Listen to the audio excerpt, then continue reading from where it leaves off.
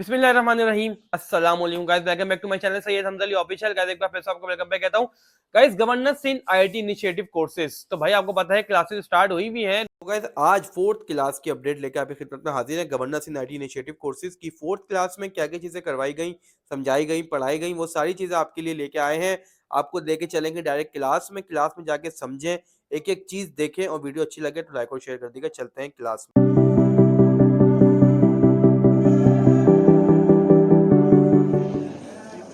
सबसे पहले मुझे बताएं पूरा हफ्ता क्या किया आप लोगों ने? बारिश। इबादत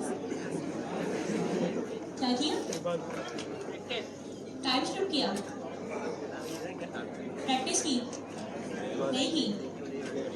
अच्छा लगा मुझे आप इतने फेल बात कर रहे, नहीं की, गुड। और कितनों ने नहीं की भाई? कितनों में गट से बताने के इन्होंने नहीं प्रैक्टिस की?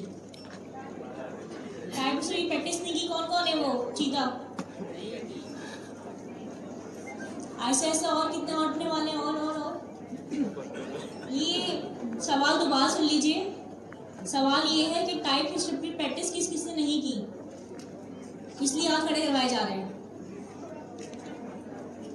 ये जो सब लोग बैठे हैं आप सबने की है? नीचे वाले जो बच्चे बैठे हैं की आप लोग प्रैक्टिस? आपने नहीं की। और बुलियन और नल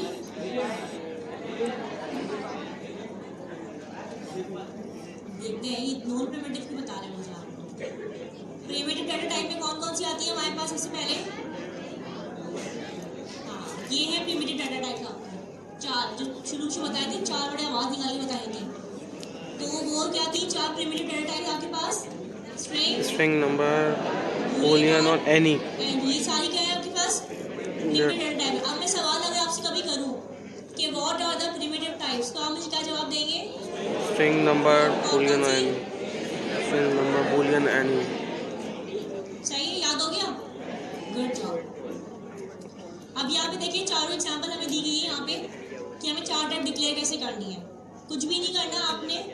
यहाँ पे आपके पास स्ट्रिंग के अंदर इन्वर्टेड कॉमास में आ गया, नंबर में आपके पास इसमें आ गया, इंटीजर नंबर में आ गया, बूलियन में क्या आया आपके पास? ट्रू और फॉल्स। बहुत अच्छा समझाया था लास्ट क्लास में सर हुनैन ने, वो आप लोगों को याद होगा। ऐसा ही है ना? और ये जो एनी में क्या हुआ आपके पास? एनी टाइप की एग्जाम्पल बताएगा मुझे?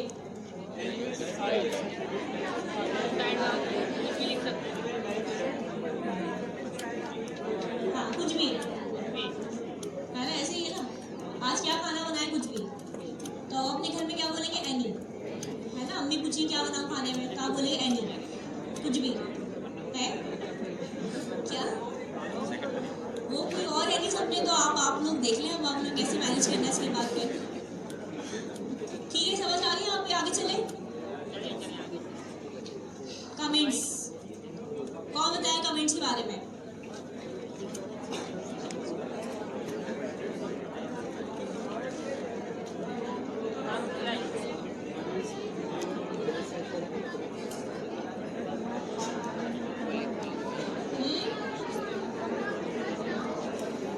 याद है आने के लिए। अब देखिए बात है, सुबह जब मेरे साथ सर अगस्त पढ़ा रहे थे यहाँ पे, तो उन्होंने बहुत सी एग्जाम्पल दी थी कमेंट्स के बारे में। आप कभी कोई वीडियो देखने जाते हैं यूट्यूब पे, सबसे पहले क्या खोलते हैं? उसके कमेंट्स खोलते हैं। तो अगर आपको कमेंट्स में मिलता है वाह भाई वाह क्या वीडियो है, वाह भाई वाह ये, वाह भाई वाह वो, तो फिर आप क्या करते हैं? बोलते चलो देख लेते हैं इसको, हो सकता है हमारे कौन से भी हो जाए। ऐसा है या नहीं है? ऐसा है ना? आप कोई मूवी देखने जा रहे हैं आप लोग पैसे खर्च करके, तो पहले रिव्यूज देखते हैं उसके, कमेंट्स में ना रिव्यूज आपके देखते हैं कैसी मूवी है, अच्छा जी बेकार है। कौन सी थी? वाला जट थी पाकिस्तानी मूवी। पहले आपने रिव्यूज देख लिए उसके, कैसी मूवी कैसी है। आपको रिव्यू अच्छे मिले तो आपने कहा चलो भाई देख लो, चल के पैसे इन्वेस्ट कर लेते हैं। रिव्यूज बेकार है तो आप क्या करेंगे? देखेंगे, वेट करेंगे उसका यूट्यूब पे आने का, है ना? तो जो है इससे कमेंट बहुत इंपॉर्टेंट होता है आपके लिए। ठीक है, अब बीइंग अ डेवलपर आपने जो है, मैंने असाइनमेंट आपको बना के दिखाया था, फिर मैंने कमेंट्स लिए हुए सारे। कमेंट्स लिखने से क्या होता है कि वो चीज़ ना आपको मेमोराइज हो जाती है।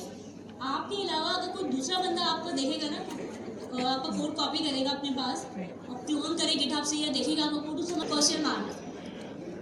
कमेंट्स यूज करने के लिए क्या करते हैं? कंट्रोल और क्वेश्चन मार्क करते हैं। उसके लिए आपको क्या करना पड़ेगा? पहले पूरी लाइन सेलेक्ट करनी पड़ेगी।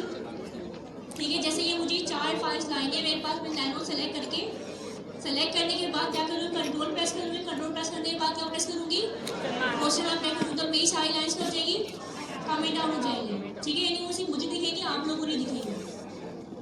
ठीक है, यहाँ पे इसके सवाल है अभी तक जितना पढ़ा अभी तक हमने। जी बेटा, एनी कैसे एक डेटा टाइप है, वो तो ये बता रहे हैं ना कि कोई भी डेटा टाइप हो सकती है। एनी को सेल्फ एक डेटा टाइप कहना सही कैसे है? देखिए एनी सा डेटा टाइप इस तरीके से है कि आपने अगर एक ही जगह पे यूज़र नेम में फॉर एग्जांपल ये यूज़र नेम के अलावा अगर पासवर्ड देख लें, या कोई भी सा एग्जांपल ले जहाँ पे आपको स्ट्रिंग भी यूज़ करना है और आपको नंबर भी यूज़ करना है। आगे जब आप जाएंगे ना फर्दर उसके अंदर इसमें स्लाइड्स में, तो उसमें दिया हुआ है। आप देखिए, आपने यूज़र नेम पे लिखा अपना फर्स्ट नेम, लिखा आपने अपना नाम, ठीक है, और सेकंड नेम में आपने अपना लिख दिया कि मैंने कुछ लिख दिया 1 2 3 4 5। ठीक है, अब आपको कॉन्केटिनेट करना है, यानी एक में आपने स्ट्रिंग दे दिया, एक में आपने नंबर दे दिया, और आपको इन दोनों कॉन्केटिनेट करना है। जैसे कि आपका यूज़र नेम होता है ना फहाद 1 2 3, गिटहब पे भी इस तरह के होंगे, नंबर के साथ होंगे आपके। जब कॉन्केटिनेट करना होगा ना आपको, तो आप उसमें कौन सी वो लगाएंगे, टाइप लगाएंगे, आप एनी लगा देंगे, ताकि आप फिर उसके भी वेरिएबल को स्टोर कर सकेंगे फुल नेम में, और नंबर को भी स्टोर कर सकेंगे एक साथ। तो दोनों एक साथ वैल्यू कॉन्केटिनेट होकर आ जाएगी आपके पास। तो वहाँ पे आप एनी लगा देंगे कि यहाँ पे ये भी चलेगा और यहाँ पे ये भी चलेगा। ठीक है, आगे स्लाइड में हमारे पास इतना एग्जाम्पल है। ठीक है, आगे चले। अच्छा, ये देखिए कमेंट आउट हुआ हुआ, ये चीज़ ग्रीन में आ गया, इट मीन्स क्या हुआ है, कमेंट आउट हुआ। अब आप टाइप इन्फ्रेंस पढ़ेगी, पढ़ चुके थे आप लोग, लेकिन फिर भी हम रिवीजन करेंगे इसका। टाइप इन्फ्रेंस क्या होता है, ये छठी इसके अलावा एग्जाम्पल होता है, क्या होता है, खुद डेटा करता है, वो खुद पकड़ लेता है, बता दे क्या चीज़ है। ऐसे ही अगर मैंने लिखा यूजर नेम और इवेंट कॉमा में हिना लिख दिया, तो क्या समझेगा टाइप स्क्रिप्ट। अगर मैं लिखा यूजर नेम 1 2 3 4 5, तो क्या समझेगा वो नंबर। और अगर मैं लिखा यूजर नेम के बाद मैंने दोनों टाइप लिख दी इसके अंदर, तो क्या करेगा, एनी टाइप। यानी एक ही जगह में मैं एनी भी यूज़ कर सकती हूँ, और सॉरी स्ट्रिंग भी यूज़ कर सकती हूँ, और नंबर यूज़ कर सकती हूँ, और बूलियन भी यूज़ कर सकती हूँ। ठीक है, ये देखिए यहाँ पे आपको एग्जाम्पल में दिया हुआ है। ठीक है, कौन मुझे एग्जाम्पल बताएगा, इसकी पढ़ के जल्दी से एक्सप्लेन करो, खड़े होकर फटाफट। स्ट्रॉन्गली टाइप और टाइप इन्फ्रेंस की एग्जाम्पल कौन मुझे बताएगा, खड़े होकर यहाँ पे। अनडिफाइंड नल, कौन सा वाला नल, पानी का नल, क्या बात है, यही थी मुझे आप लोगों से, जिसमें कोई वैल्यू ना हो उसे कहते हैं नल। ठीक है, किचन वाला नल नहीं है ये। और अनडिफाइंड हो गया, नल हो गया, और ऑब्जेक्ट हो गया। ऑब्जेक्ट कौन सी टाइप है,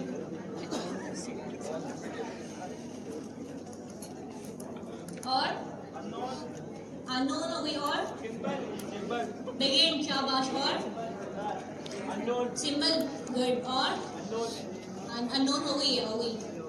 कौन सी है आप, नैन, हाँ, नॉट अ नंबर ना, ये भी टाइप है। चलिए पढ़ते हैं, सबसे पहले कौन सी आई है यहाँ की टाइप, अनडिफाइंड। अनडिफाइंड। कौन पढ़ेगा, सब मिलकर पढ़ेंगे, चलिए। Represents a variable that has not been assigned a value or not initialized. It is one of JavaScript's primitive types that TypeScript adopts. क्या समझ आई, मुझे तो लगा कि कोई मक्खी बहुत सारी आ गई यहाँ पे, करके चले गई, मुझे और इसमें ऐसे लगा बहुत सारी मक्खी होंगी, वो आया था। आप लोग बताइए क्या पढ़ा, आप लोगों को समझ आया क्या अनडिफाइंड क्या होता है, Assign a value or not initialized. सही से बताएं, दोबारा से बताएं। हाँ हाँ, लड़की मुझे पता, तुम लोग चलाओ, तो सब पता तुम लोग, अगर तुम लोग कुछ तो हाँ बताएं। सही बताया इन्होंने, ऐसे नंबर जिनके साथ कोई वैल्यू असाइन नहीं हुई भी और वो इनिशियलाइज ना हुआ हो, तो क्या आएगा आपके पास, Undefined. अनडिफाइंड। जैसे हमने अभी बार एग्जांपल ली थी कि हमने कंसोल डॉट लॉग करके प्रिंट करवा दिया था वेरिएबल, और फिर वेरिएबल को हमने बाद में असाइन किया था वैल्यूज की, तो क्या आया था हमारे पास, अनडिफाइंड आया। तो this is the best example of undefined. ठीक है, आगे चले। अनडिफाइंड की बात क्या है, Unknown. अननोन। अननोन में क्या होते हैं, Used for variables with पहले type. पढ़ तो इसको तब पता चले क्या होते हैं। सब नहीं पढ़ेंगे, मिलके सब पढ़े। Used for variables where the type is not known at the time of writing code. It is separate. for alternative to it is required that can be typed to be क्या समझ आएगा नो के बारे में? किसका alternate है? Any का alternate है। समझ आ गया आप लोग? क्या मतलब जो चीज़ आप लोगों को पता नहीं हो ना कुछ भी, तो अननोन में भी क्या होता है?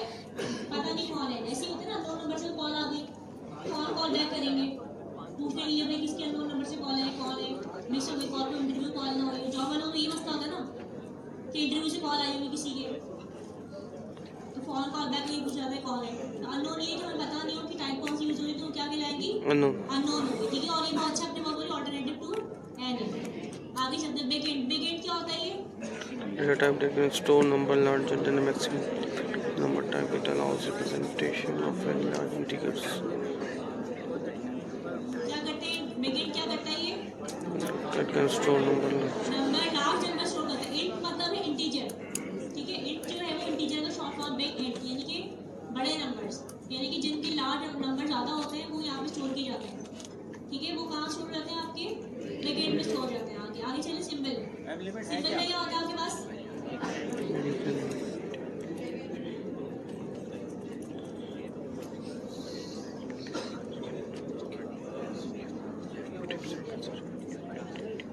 जी सिंबल में क्या होता है आपके पास? Keys and enter the code to my date, which are hidden. आवाज सबकी गायब हो गई है भाई साहब। Other code will typically used. Object की कीज होती हैं, कैसे?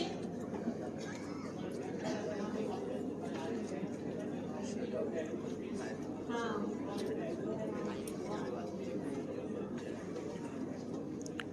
तो सिंबल से क्या लेना देना इस चीज़ का?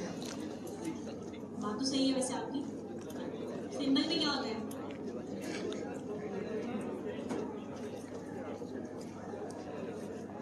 कौन बता रहे हैं मुझे ये? हाँ बताइए। नल। नल क्या करते हैं भाई? Initial absence of any object value. Empty value, empty value होती, वैल्यू नहीं होती, क्या कहलाता है वो? Null. नल, यानी कि एरर तो देता है, एरर आपका एरर होता है, ठीक है। समटाइम एरर ऐसे होते हैं जहाँ पे नल शो करते हैं। जावास्क्रिप्ट भी घूम जाता है जावा कोडिंग से, तो वो नल बता देता है कि नल है, ऐसे ही है ना, ठीक है। नल और अनडिफाइंड में क्या? सॉरी, नल और अनडिफाइंड में क्या डिफरेंस हुआ? नल और अनडिफाइंड में जमीन आसमान का फर्क है। देखिए अनडिफाइंड में आपने क्या किया, वैल्यू को बाद में डिफाइन कर देते हैं आप ना। जैसे कंसोल आपने पहले करवा दिया, वेरिएबल आपने दिया नहीं, तो अनडिफाइंड हो गया। लेकिन वो चीज़ उसको पता है कि वो आएगी आपके पास, क्योंकि आपने वेरिएबल बता दिया उसके अंदर। पहले से आप वेरिएबल बताते हैं लेकिन वैल्यू साइन नहीं करेंगे। इसमें ना वैल्यू है ना वेरिएबल है, तो क्या हो गया ये? नल हो गया, ठीक है। अच्छा, नेक्स्ट टॉपिक आज का हमारा एरर्स। किसी को आइडिया है एरर्स होते क्या है वैसे? तो बताना चाहे, गलती सही है कोई और? वो मिली नहीं। तो उसमें वो टाइप एरर दिखा देता है। ये नहीं अब ऐसे एग्जांपल देखिए हम लोग, तो इसमें उन्होंने एक एग्जांपल दी थी, इसमें console.log मैसेज हमने प्रिंट करवाया, बट कंसोल के साथ ना और भी फंक्शंस यूज होते हैं। लॉग भी यूज होता है, console.error भी यूज होता है। इसी तरीके से एक और फंक्शन है लॉगर के नेम से, बट ये चीज़ डिफाइन नहीं की गई इसमें, या इसको जो यूज करने का तरीका है वो अलग होता है। तो इसमें हमने इसमें बता दिया कि property logger does not exist on type console, मतलब कि लॉग के नेम से कोई चीज़ है ही नहीं। और हम जो टाइप हम अगर वेरिएबल को प्रिंट करवाना चाह रहे हैं उसके लिए console.log यूज होता है, लॉजर यूज नहीं होता। तो वो हमें यहाँ पे दिखा देते हैं। और अगर कोई एरर आ रहा है, हम देखना चाह रहे हैं कि वो एरर किस चीज़ का आ रहा है, तो जब हम उस पर माउस पे होवर करते हैं तो डिटेल दिखा देता है हमें कि क्या एरर आ रहा है यहाँ पे। नेक्स्ट एरर हमारे पास है असाइनेबिलिटी एरर, और इसमें ये होता है कि अब हमने उसकी टाइप डिफाइन की है स्ट्रिंग, और हम उसको नंबर अगर दोबारा असाइन कर देते हैं तो फिर वो हमें बता देगा, इसमें होवर किया हमने, उसने बता दिया कि type number is not assignable to type string. इसी तरीके से अगर हम लेट और कॉन्स्ट का देख लें, हमने कॉन्स्ट यूज़ किया है, अगर कॉन्स्ट में ये होता है कि हम वैल्यू रीअसाइन नहीं कर सकते उसकी। अगर हम उसकी वैल्यू रीअसाइन करेंगे तो हमें सिंपल दे देगा एरर कि हम उसको कॉन्स्ट यूज़ किया हमने, उसको हम रीअसाइन नहीं कर सकते वैल्यू। इसी तरीके से टाइप में हम कोई भी टाइप यूज़ करते हैं, अगर हमने उसकी फर्स्ट वैल्यू नंबर डिक्लेयर की है, और जैसे इसमें उन्होंने इन्फ्रेंस के थ्रू जो है टाइप डिक्लेयर की भी है और टाइप अलग से आइडेंटिफाई नहीं की, हमने यहाँ पे सिर्फ उसकी वैल्यू दी स्ट्रिंग के अंदर, और जब हमने उसको दोबारा से वैल्यू रीअसाइन की नंबर, तो उसने एरर दे दिया कि type number is not assignable to type string, मतलब कि हम इसकी टाइप चेंज नहीं कर सकते, और इसकी हमने जो एक टाइप असाइन की है स्ट्रिंग की, इसकी टाइप वही रहेगी, वो चेंज नहीं हो सकती। जबकि एनी में ये नहीं होता, एनी में टाइप चेंज हो जाती है हमारी।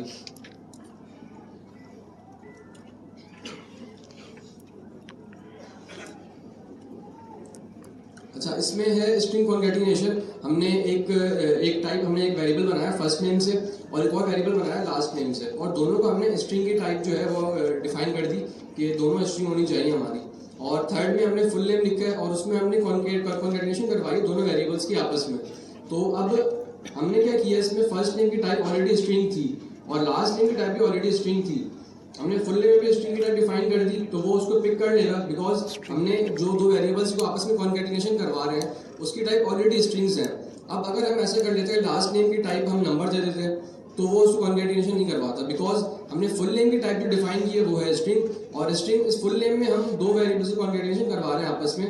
फर्स्ट नेम जो कि स्ट्रिंग डिफाइन की हुई है हमने ऑलरेडी, बट लास्ट नेम की अगर टाइप हम नंबर दे दें तो उसमें वो एरर दे देगा हमें।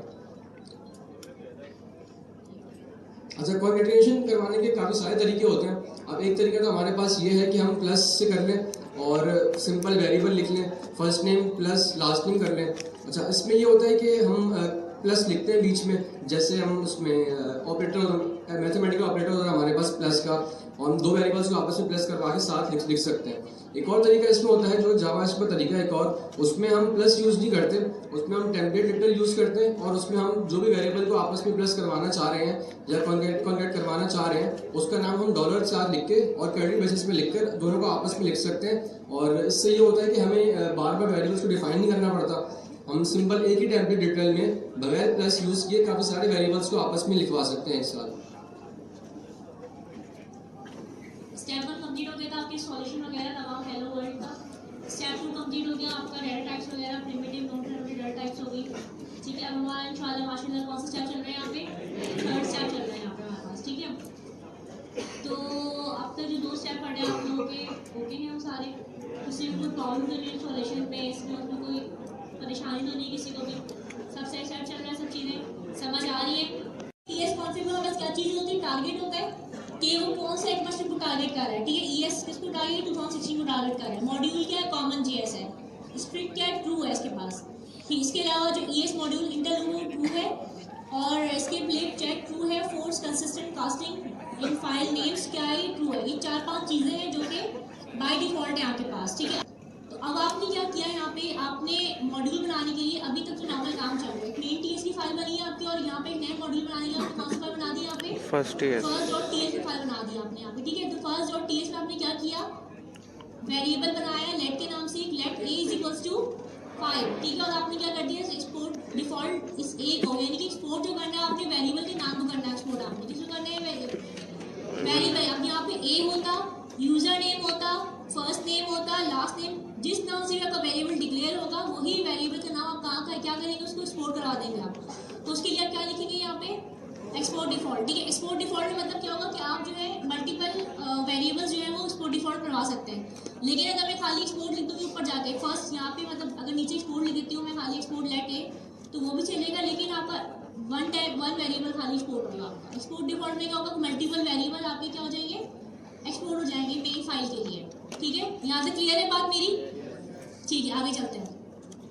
अब आपने क्या किया, वहाँ पे आपने एक्सपोर्ट डिफॉल्ट लगा लिया और फर्स्ट मेन फाइल में आ गए अपनी, कि मैंने क्या कहा था आपकी एक फाइल होगी जिसमें आप काम कर रहे होंगे, एक्सपोर्ट करेंगे और इस फाइल में आप क्या करेंगे, इंपोर्ट करेंगे। ठीक है, तो इस फाइल में आपने क्या किया, इंपोर्ट ए क्या चीज़ है हमारे पास, वेरिएबल, और ये वेरिएबल हमने एक्सपोर्ट किया था वहाँ से, यही नाम था। अगर मैं वहाँ से यूजर नेम करती तो यहाँ क्या लिखती मैं, इंपोर्ट यूजर नेम लिखती, यानी कि जो वेरिएबल मैंने वहाँ से एक्सपोर्ट किया वही यहाँ पे आके इंपोर्ट करना है, यहाँ पर आएगा। अगर वहाँ मैंने एक्सपोर्ट ए किया है, एक्सपोर्ट डिफॉल्ट ए किया, तो यहाँ पे हमने इंपोर्ट ए करना है फ्रॉम की बात क्या था। अब आपको जगह बतानी कहाँ से करना है, मुझे ये मशीन नहीं चाहिए चाइना से, तो मैं चाइना में क्या आएगा, इन्वर्टेड कॉमर्स में आएगा ना, तो स्पेसिफिक जगह से चाहिए। ऐसे तो नहीं मैं बोलूँ, बतानी पड़ेगी, मुझे जगह बतानी पड़ेगी कि मैं इंपोर्ट कहाँ से करवा रही हूँ अपने पास, क्योंकि अभी आपके पास सिर्फ एक फाइल है यहाँ पे टीएस की।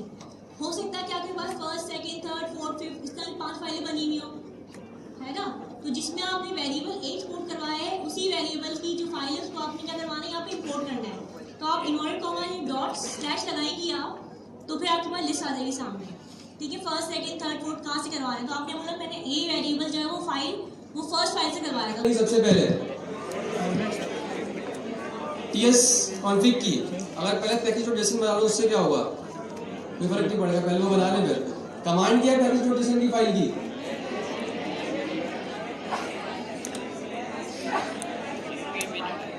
आप बताएं।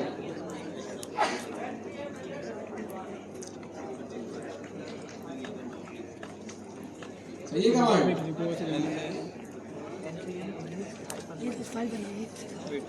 फाइल बन गई। चेंजेस अभी करें बाद में करें? अभी करें। एम्बर एक मिनट रुकिएगा प्लीज। अच्छा तो मुझे यहाँ से बताएं, आप लोग क्लियर हो रहे हैं? तमाम चीजें क्या अभी कोई प्रॉब्लम आ रही है आप लोगों को? यहाँ पे जी मैं भी यहाँ पे इसीलिए आप लोग पास आई हूँ, क्योंकि मतलब बीच में दुनिया जो है ना बिल्कुल कट गई है हमारे से जी। तो बताइए क्या प्रॉब्लम चल रही है आपको? बताइए नेक्स्ट स्टेप क्या है हमारा? कमांड क्या है उसकी? हो गया सबका? npm स्पेस आई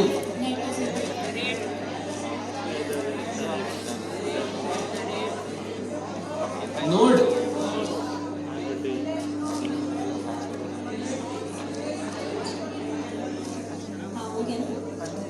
सही है। कैपिटल डी क्यों लिखा हमने? डेवलपर डिपेंडेंसीज के लिए। कमांड क्या है इसकी? psc पैकेज जेसन में क्या चेंजेस करनी थी हमने? टाइप मॉड्यूल लिखना था। क्यों लिखना था?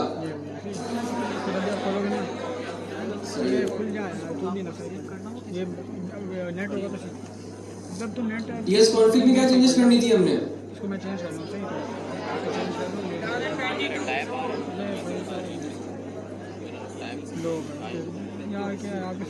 इसके बाद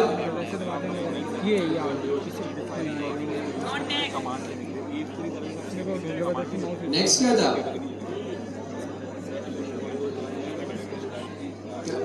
यहाँ भी नोट नेक्स्ट लिखना है। समझ में आया यहाँ तक? कोई इश्यू आ रहा है किसी का? करेंगे और दोनों को एक नंबर देंगे हम लोग। उसके बाद हम एक थर्ड फाइल बनाएंगे और दोनों जो वेरिएबल्स हमने डिक्लेयर किए थे उसको हम वहां से एक्सपोर्ट करके मेन फाइल में इंपोर्ट करेंगे और यहाँ पे कैलकुलेशन परफॉर्म करके एक हम उसके कंसोल दिखा देंगे आंसर।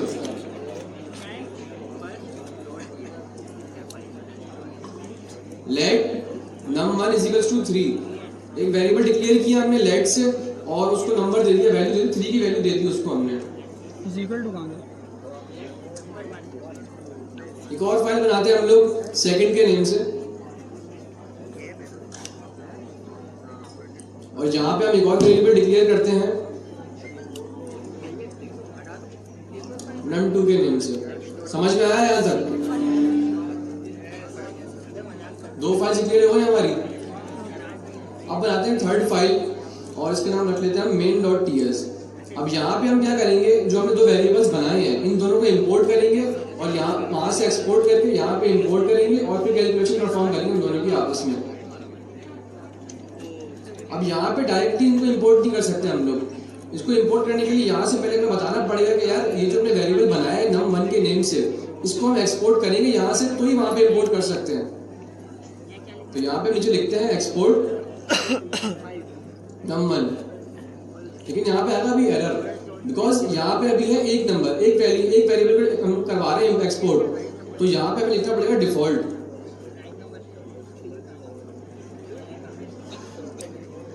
ठीक है, एक्सपोर्ट हो गया यहाँ पे सेम वही चीज लिखी हुई है। अगर हम चाह रहे हैं कि हम एक से ज्यादा वेरिएबल्स को एक्सपोर्ट करवाएं तो उसके लिए फिर हम यहाँ पे इसको कर्ली ब्रेसेस में लिख सकते हैं और दो वेरिएबल्स एक वक्त में हम उसको वहाँ पे एक्सपोर्ट करवा सकते हैं। सेम यही लाइन लिखेंगे हम लोग second.ts में। हम यहाँ से जो num2 की वैल्यू है हम उसको भी एक्सपोर्ट करवाना चाह रहे हैं।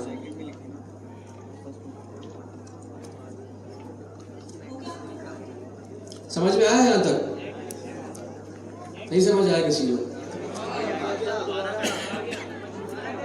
नहीं समझ आया? ठीक है, इसमें क्या हमने बनाया था वेरिएबल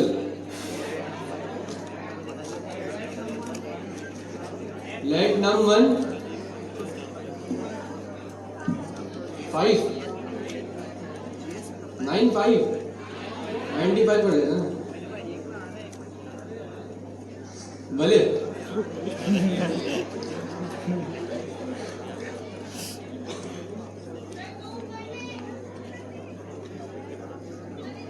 कौन भले कौन किसने बोला था भले?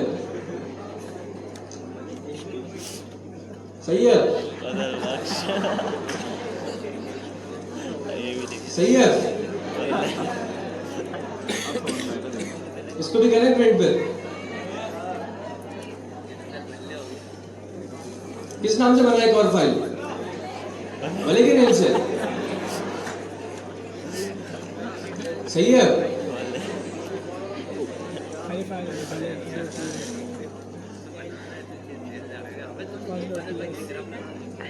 समझ में आया यहाँ तक?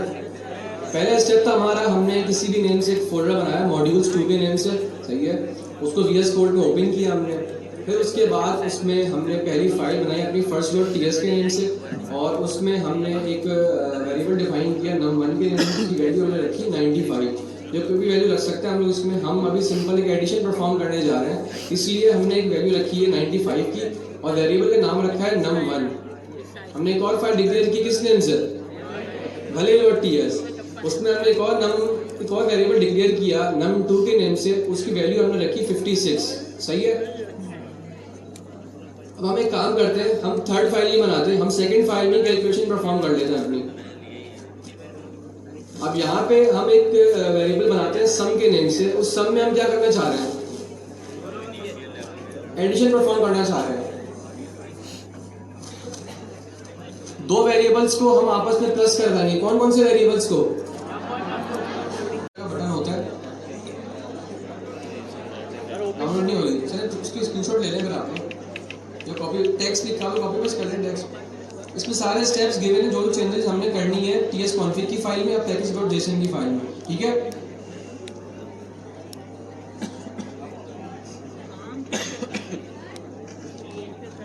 जल्दी वो एडिशन की, ठीक है।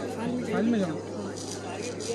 अच्छा, एग्जांपल दी हुई है कि हमारे पास एप्पल्स हैं, 2 एप्पल्स हैं और 3 एप्पल्स अलग हैं, 2 अलग हैं। हम चाह रहे हैं उन दोनों को हम एक बास्केट में डाल दें। 2 अलग हैं, 3 अलग हैं, उन दोनों को हमने प्लस किया। आपस में कितना हुआ है वो? ये हो गया हमारा एडिशन। इतनी आसान प्रोग्राम हो गई, प्रोग्राम बन गया सारे। भले अच्छा, इसी एग्जांपल देख लेते हैं हम लोग। हमने एग्जांपल सेम यही देखी थी अभी, हम दोबारा से इसको कर लेते हैं।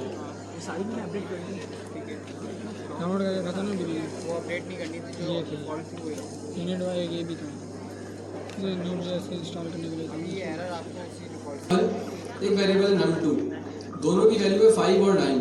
अब अगर हम इसको चाह रहे कंसोल, इसका जो भी आंसर है वो हम प्रिंट करवाना चाह रहे हैं। एक तरीका मैंने बताया आपको कि हम सम यहाँ पे लिख दें num1 प्लस num2। इसका जो भी सम होगा वो यहाँ पे प्रिंट हो जाएगा, बट उसकी वैल्यू को हम रीयूज नहीं कर सकते ना, क्योंकि वो कोई स्टोरी नहीं हुई, वो सिर्फ हम एक कंसोल करवा रहे हैं। अब सम हमने वेरिएबल इसलिए बनाया कि num1 प्लस num2 की जो वैल्यू हो उसको हम करवाएंगे सम, और उसको हमने एक वेरिएबल में स्टोर करवा दिया उसकी वैल्यू को। तो अगर हम आगे चाह रहे हैं हम लोग कि यार 3-4 जगह पे हम चाह रहे हैं कि हम num1 प्लस num2 की वैल्यू को रीयूज करें। अब हर जगह हम क्या लिखेंगे? num1 plus num2, num1 plus num2, उसको दीजिए। तो इसका आसान तरीका है कि हम उन दोनों की वैल्यू को एक वेरिएबल में स्टोर करवा दें, और वो जो वेरिएबल है हमारे सम का, उसको हम फिर रीयूज कर सकते हैं हर जगह। सेम ही कॉन्सेप्ट है, इसको हम फिर एक्सपोर्ट भी कर सकते हैं, डिफरेंट फाइल्स में यूज भी कर सकते हैं। तो ये हमारे सारे ऑप्शन अवेलेबल होते हैं हमारे पास। इसीलिए हमने सम एक नया वेरिएबल बनाया जिसमें हम सब्ट्रैक्शन में क्या करें? कोई ऐसा स्टूडेंट जो यहाँ पे बैठ के समझा है कोई? आ जाए, कोई एक आ जाए सिर्फ 200।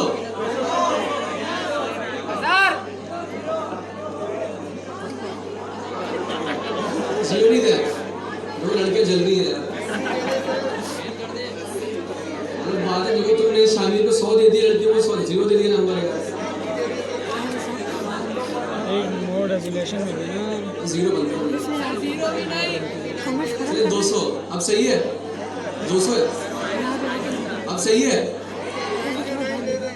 एक ही कोई फर्क नहीं पड़ता। किस नाम से बनेगा वेरिएबल इसको डिवाइड करेंगे दोनों को? बोलिए ना आंसर।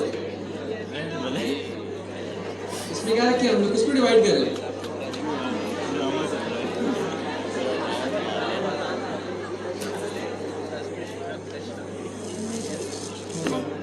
एक और भी एक ही जोड़ सेशन में इसमें क्या आंसर आएगा? बोलिए आंसर आएगा। इसमें कोई मिस्टेक नहीं है इस लाइन में। क्या को डीएससी डिवीजन 0.5 वाला आंसर एक ही जोड़ सेशन में कोई मिस्टेक शुरू आएगा। ऐसा नहीं होगा। देखते हैं मिसाल 2 आया। 0.5 वाला कौन था? शायद इसी में ये शायद लास्ट सेकंड फाइल भी रिपोर्ट करनी थी आपको। अच्छा इसमें ये है कि एक्सपोनेंशियल जो होती है वो हमारी पावर होती है, इसमें एक्सपोर्ट नहीं जैसे स्क्वायर कह सकते हैं हम एक्सपोर्ट लोग, नंबर 1 स्क्वायर और क्यूब बोलो कुछ भी हम यूज कर सकते हैं।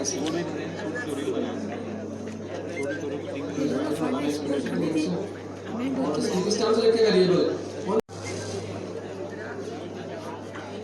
64 आएगा। लड़के लैपटॉप बंद कर ले एंड टाइम पे पता है संभाल के लैपटॉप बंद करने के लिए मुश्किल है। बंद कर सब कुछ 64 क्यों आया? हमने यहाँ पे वैल्यू परिसाद की वैल्यू ली थी 8 की, ठीक है। अब हम चाह रहे हैं उसका स्क्वायर निकालना है, क्यूब निकालना चाह रहे हैं, तो उसको हम दो मल्टीप्लाई दो स्टेरिक्स से इसको डिनोट करते हैं, ठीक है। अब 8 की जगह पे यहाँ रखा हमने 2 और यहाँ पे इसको कर लेते हैं हम लोग 3, तो 2 की पावर कितनी बन गई? 2 की पावर 8 बन गई, 8 या उसकी वैल्यू 8 बन गई। 2 की पावर कितनी है हमारे पास? समझ में आ गया सबको? किसी को मसला? लास्ट है हमारा मॉड्यूलस। मॉड्यूलस नहीं पढ़े आज, अभी है 7 मिनट है अभी भी। प्रैक्टिस करनी